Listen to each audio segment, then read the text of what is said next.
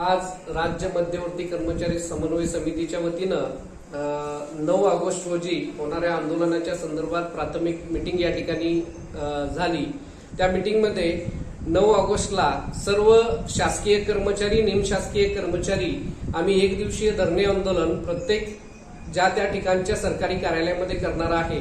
तसेच येणाऱ्या भविष्यामध्ये आम्हाला जे आक्रोश यात्रा असेल किंवा काम बंद आंदोलन असेल त्याची दिशा या मीटिंगच्या निमित्त ठरली गेली। आम्हा सर्व 2005 पूर्वी आणि 5 नंतरच्या सर्व शासकीय कर्मचाऱ्यांना 1982 ची जुनी पेन्शन ज्या पद्धतीची होती तीच पेन्शन योजना आम्हाला लागू व्हावी अशी या ठिकाणी या मीटिंग मध्ये चर्चा करण्यात आली। एकच मिशन, एकच मिशन,